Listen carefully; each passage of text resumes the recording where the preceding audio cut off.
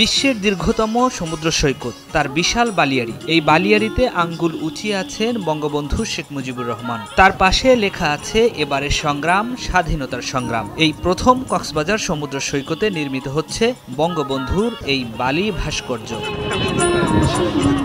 সৈকতের লাবণী পয়েন্টে দিন-রাত এক করে বঙ্গবন্ধুর ভাস্কর্য নির্মাণে কাজ করছেন ঢাকা বিশ্ববিদ্যালয়ের চারুকলা ইনস্টিটিউটের 10 জন শিক্ষার্থী, যা বিশ্বের প্রথম ও সর্ববৃহৎ বঙ্গবন্ধুর বালি ভাস্কর্য। ভাস্কর্যটা করা হয়েছে, এটা আসলে অন্যরকম। ভাস্কর্যটাও দেখতে পারবে, তাদের মনে অন্যরকম একটা শক্তি যোগাবে, যেটা দেখে আমরা পর্যটকরা খুবই খুশি হচ্ছে।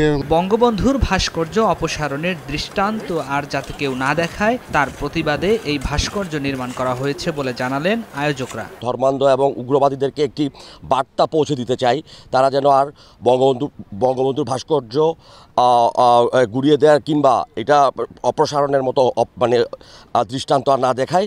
সোমবার বিকেলে ভাস্কর্য নির্মাণ কাজের অগ্রগতি পরিদর্শন করে জেলা প্রশাসক জানান, বঙ্গবন্ধুর ভাস্কর্য ভাঙচুরের প্রতিবাদে অভিনব উদ্যোগ এটি। প্রতিবাদ জানাতে চাই যে আমাদের জাতির পিতার ভাস্কর্য বাংলাদেশে থাকবে, আমাদের জাতির পিতার অস্তিত্ব পৃথিবী যতদিন আছে ততদিন থাকবে। প্রায় 8 লাখ টাকা ব্যয়ে বঙ্গবন্ধুর এই বালু ভাস্কর্য নির্মাণ করছে ব্র্যান্ডিং কক্সবাজার। আগামী 16 ডিসেম্বর মানববন্ধন নীরবতা পালনের মধ্য দিয়ে দর্শনার্থীদের জন্য ভাস্কর্য দুটি উন্মুক্ত করা হবে। সময় সংবাদ, কক্সবাজার।